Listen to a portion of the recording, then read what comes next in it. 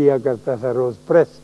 اور اس کے اوپر رومال رکھ کے جب میں نے اسے پریس کیا، یہ میں آپ کو نسخہ بتا رہا ہوں، بڑے کام کا نسخہ ہے، گرم استری کے ساتھ اعلیٰ درجے کا جو ہے چیز سینڈوچ بن جاتا ہے۔ تو پھر وہ مجھے کوئی 1 روپے کا پڑنے لگ گیا 5 کی بجائے۔ تو جب میں یہ بات سوچی تو مجھے خیال آیا کہ میں ارسلہ کی مدد کیوں نہیں کر سکتا، اور اس کے ساتھ ہی چونکہ میں ٹیکنیکل چیزوں کے ساتھ بہت وابستہ تھا، جو بھی چیز لینی اس کا مینول سب سے پہلے مطالعہ کرنا کہ مینول کیا کہتا ہے، اس کے مطابق میں اس کو استعمال۔ دنیا کا سب سے پہلا ٹیپ ریکارڈر جس میں آواز بھرتے تھے وہ میں نے خریدا، سب سے پہلے لاہور میں لایا، یعنی آپ کے یہاں اسٹوڈیوز میں بھی نہیں آئے تھے، خیر تو اتنا شوق تھا ان کا۔ تو میں سوچ رہا تھا اللہ مجھے معاف کرے کہ جب بچہ پیدا ہوتا ہے تو اس کے ساتھ اس کا مینول کیوں نہیں آتا۔ میری آرزو تھی، ایک دل کی پکار تھی کہ یا اللہ اس کا کوئی مینول ہو، اور میں دیکھوں کہ یہاں جہاں خرابی ہے، یہاں ٹانکا لگانا ہے، یہاں ڈبری بدلنی ہے، یہاں نے ایسے ایسے پیچ کسنا ہے، اور یہ میرے سامنے بیٹھ کے کھیلنے لگے۔ لیکن کوئی مینول ایسا نہیں آتا جو اس کے جسمانی عارضوں کو دور کر سکے۔ ایک مینول آتا ضرور ہے جو انسان نبی اللہ کی مہربانی سے ہم کو دیتا ہے، نبیوں نے دیا نا کہ زندگی کیسے بسر کرنی۔ ہم کو تو اللہ نے بنا دیا، بغیر ہمارے پوچھے ہمیں بنا دیا، اور ہم جب بن گئے تو پھر ہم نے پوچھا کہ اے کوزہ گر، تو نے یہ جو کوزہ بنایا ہے اس میں ڈالنا کیا ہے، تمہیں تو یہ بھی نہیں پتا۔ تو پھر اللہ کہتا ہے کہ میں نے تمہارا جو پرچہ ترکیب استعمال ہے وہ نبیوں کے ذریعے دے دیا ہے،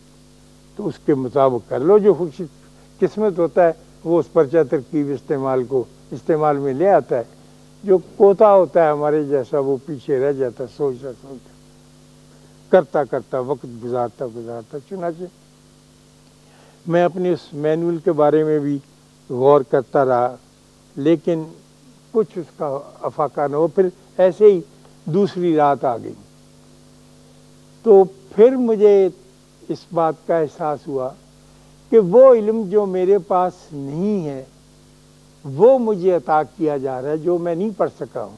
جو ٹانکا لگانے کا علم نہیں ہے، جو گاڑی کا تیل بدلنے کا علم نہیں ہے، جو مینول ہینڈلنگ کے کسی مینول کے ساتھ تعلق نہیں رکھتا ہے، یہ کوئی اور علم ہے۔ تو مجھے احساس ہوا کہ مجھے اور ارسلہ کو، دونوں دادا پوتی کو، ایک صبر کی تلقین کی جا رہی ہے کہ صبر کیا ہوتا ہے، اور اس کے اندر سے انسان کیسے گزر سکتا ہے، اور کیسے اس کو گزرنا چاہیے۔ اس میں غصہ بھی آتا ہے،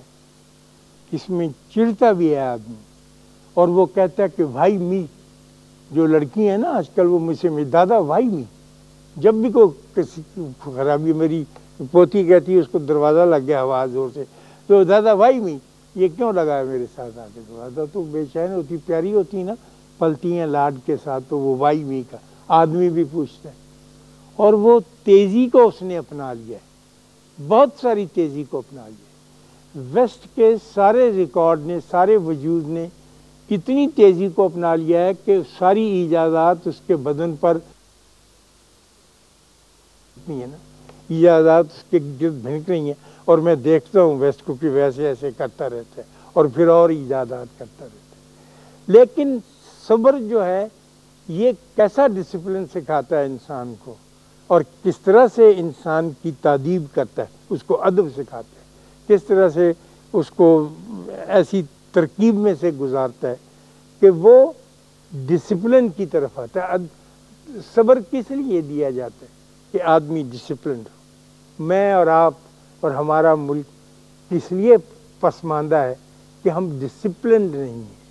ہم کو ڈسپلن نہیں آتا، ہم اس میں داخل نہیں ہیں۔ ایک یوری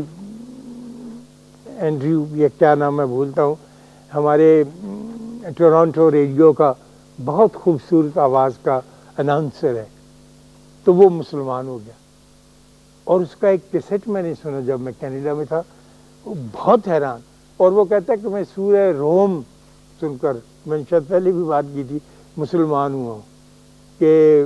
دنیا نے یہ کہا کہ ایران فتح ہو گیا، اور ایران فتح بھی ہو گیا تھا اور رومی ہار گئے، لیکن اللہ کہتا ہے نہیں یہ غلط ہے، رومی فتح یاب ہوئے، اور کہتا ہے بالکل تاریخ بتا رہی تھی کہ ایران کو فتح ہوئی، لیکن 6 دن کے بعد پانسا پلٹ گیا اور رومی فتح یاب ہو گئے۔ یوری کے دل پہ کچھ ایسی گزری کہ وہ خیر، تو یوری سے میں نے کہا، میں اس سے ملنے گیا کہ تم اسلام کو کیسے کہنے گا؟ Islam it is written on the wall, the future is Islam, it belongs to Islam. میں نے کہا کیسی بات کرتے ہو، ہمارے وہاں بھی ایسی بات ہوتی ہے، اس کی کوئی بنیاد نہیں ہے، کوئی منطق اس کے پیچھے نہیں۔ اس نے کہا ہاں منطق اس کے پیچھے نہیں ہے، لیکن اس کے پیچھے ایک اور چیز ہے، وجہ یہ ہے کہ اسلام جو ہے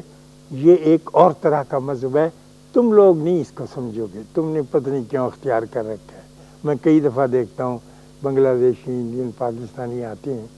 تو یہ تو ایک بڑی خوبصورت اعلیٰ درجے کی اور بڑی اس نے تعریف، میں نے کہا میری ذہن میں نہیں آ رہی یہ بات۔ کہنے لگا جب امریکہ کے 2000 بندے مسلمان ہو جائیں گے، بلانڈ، سنہرے بالوں، گورے، اور کالے نہیں،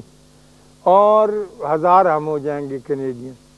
اور 600 اسکینڈینیوین کنٹری کے، تو پھر ہمارا قافلہ چل نکلے گا، تو ہم پھر لوگوں کو بتا دیں گے کہ اسلام کیا ہے۔ تو میں نے کہا ہماری تعداد، ہم تو ماشاءاللہ اکیلے ہی 14 کروڑ ہے۔ اس نے کہا نہیں سوری، آپ انڈسپلنڈ پیپل ہیں، تو انڈسپلنڈ نہیں بتا سکتے، اتنا بڑا بوجھ نہیں اٹھا سکتا، آپ نہیں اٹھا سکتے۔ تو میرا دل خواتین و حضرات دکھ سے بھر گیا کہ اتنی بڑی فتح ہوگی، کبھی ہوگی، میں شاید نہ ہوں، آپ نہ ہوں، لیکن کیا ہم اس میں شریک نہیں ہوں گے؟ تو میں نے یوری سے کہا یار یہ تو ہمارا بہت پیارا دین ہے، تو تم اکیلے ہی پہلے بھی تم کامیاب رہے جب گورے ہو، دنیا داری میں بھی، اب جب یہ وقت آئے گا اس میں بھی تم ہی کامیاب رہو گے۔ اس نے کہا کیا کریں، یہ ہماری بس اللہ نے لکھ دی بات۔ تو میں نے کہا ہمارا ایسا کچھ نہیں۔ کل کا نہیں، تم پھر ایسے کرنا، تم ہاتھ اوپر اٹھانا اور اونچی آواز میں کہنا آئی ایم آلسو مسلمان تھا، تو ہم تم سے کہیں گے کہ اچھا جلی بستر اٹھا کے پیچھے پیچھے چلتے آؤ، تم سے ہو نہ ہوانا تو کچھ نہیں، آتا تو کچھ نہیں، ڈسپلن کر نہیں سکتے، یا ہو یا تو ناچ سکتے ہو، یا رو سکتے ہو، یا قتل ہو سکتے ہو، یا قتل کر سکتے ہو، تو یہ تو ڈسپلن کی بات۔ تو اللہ صبر سکھاتا ہے، میں نے اپنے طور پہ محسوس کیا، اور وہ مجھے اور ارسلہ کو، ارسلہ جب بڑی ہوگی، میں کہا اب تو ماشاءاللہ وہ 18 برس کی ہے اور نیوکلیئر فزکس کی بڑی اچھی طالبہ ہے، اور میں کہتا ہوں اللہ کے واسطے یہ نیوکلیئر فزکس نہ پڑھ تجھے پگڑی نہ لے لو، بھر کیا، یہ تیسری بات ہے۔ تو وہ کہتی نہیں دادا مجھے بہت پسند ہے میتھمیٹکس میں بچی، تو وہ ہمیں سکھانا تھا اس کو آگے چل کے، مجھے اپنی اس عمر میں، کہ بھائی یہ جب تک تم کو صبر کرنا نہیں آئے گا اور اس مینول کو پڑھنا نہیں آئے گا اور اس کے اوپر ثابت قدمی کے ساتھ چلنا نہیں آئے گا۔ ایک صبر ہوتا ہے جو چٹھے پڑھ کے کہتے کہ ہاں ٹھیک ہے جی پھر کوئی گل نہیں، اللہ نے کیا صبر ہی کر لیں، یہ مجبوری کا نام صبر ہے کہیے گا، تو وہ تو صبر نہیں، وہ تو آپ کو ڈسپلن سکھائے۔ تو اس دکھ میں سے میں گزرتا گیا، اور پھر اللہ نے فضل کیا، اور مجھے سمجھ نہیں آئی یہ بات، میں دفتر آیا ہوا تھا، میری بیوی نے ٹیلی فون کیا کہ وہ کوئی ریزن آج تک نہیں پتا، کوئی وجہ آج تک معلوم نہیں ہے اس کی۔ اس نے کہا کہ اس کا بخار اتر گیا، اور وہ مٹی کے کھلونے جو آپ اس کے لیے بہاولپور سے منگوائے تھے بڑے چھوٹے، ان کے ساتھ بیٹھی کھیل رہی ہے، ایک کا پانی دوسرے میں ڈال رہی ہے، دوسرے کے۔ تو میں دفتر میں سارا کام چھوڑ کر تو بھاگا آیا، اور وہ حیران رہ گیا کہ یہ، اور پھر میں نے اللہ کا شکریہ ادا کیا، میں نے کہا میری وہ ساری باتیں معاف کی جائیں، اور یہ جو درس آپ نے دیا، میں پتہ نہیں ثابت قدمی سے اس پر قائم رہ سکوں گا یا نہیں، لیکن میں اس درس کے ساتھ ہوں جو مجھے ارسلہ نے عطا کیا ہے اور جس کو آپ نے ہمارے پاس بھیجا ہے۔ اسی طرح اللہ نے، آج میں دیکھتا ہوں اسی ارسلہ کی طرح میرا ملک مجھے ارسال کیا تھا، یہ کوئی ہماری کوششوں کا نتیجہ نہیں ہے، ہم نے کچھ بڑے کام نہیں کیے ہیں، یہ اس کی مہربانیاں تھیں، یہ اللہ کا فضل تھا جو اتنا بڑا ملک اتنے بڑے ریسورسز کے ساتھ اتنے خوبصورت موسموں والا ایسے پھلوں والا ہم کو مل گیا۔ اور اس کے ساتھ ساتھ اب جب دکھ کی بات میں آپ سے کرتا ہوں وہ یہ کہ جو میرے سینے سے چمٹی ہوئی ارسلہ تھی وہ پوری طرح سے اتر نہیں سکی ہے۔ بہت تکلیف میں مبتلا، اس سے بھی زیادہ تکلیف میں مبتلا بچے کی طرح کشمیر بن کر میرے سینے کے ساتھ لپٹی ہوئی، اور کسی آدمی کے پاس ایسا سینہ نہیں ہے جو اس مریض پائمال خار اور پریشان اور درد مند کشمیر کے لیے اپنا سینہ ڈا کے جسے کہتے پیش کر سکے اور اس مشکل میں سے گزر سکے۔ آپ یقین نہیں کریں گے کہ کشمیر آج کا دکھ میں مبتلا نہیں ہے، یہ بڑے عرصے سے ڈوگرا راج کے زمانے سے تکلیفیں سہتا چلا آ رہا ہے۔ ہم نے اس کے ساتھ جتنی محبت کرنی تھی وہ کر نہیں سکے، ضرور ہم نے اس کے لیے محسوس کیا، لیکن جس طرح سے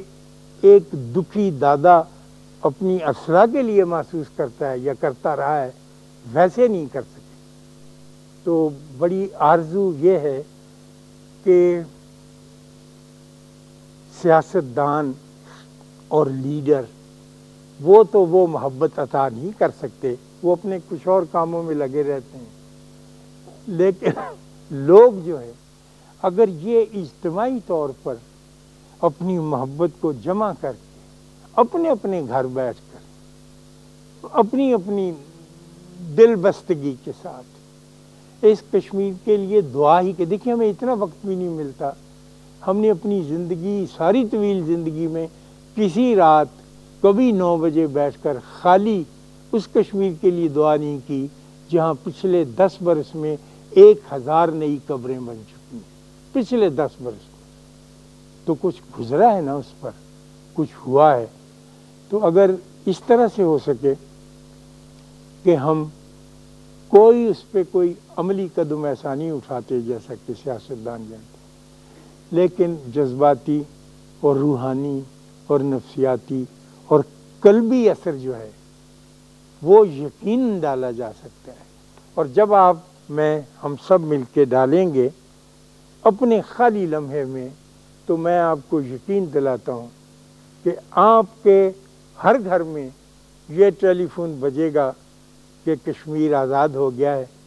اور اپنے کھلونوں کے ساتھ کھیل رہا ہے جو پھولوں کی صورت میں اس کی ساری وادی میں پھیلے ہوئے ہیں۔ یہ بوجھ تھا کئی دنوں کا میرے دل پر جو میں نے آپ کی خدمت میں بیان کر دیا۔ اللہ آپ کو آسانیاں عطا فرمائے اور آسانیاں تقسیم کرنے کا شرف عطا فرمائے۔ اللہ حافظ۔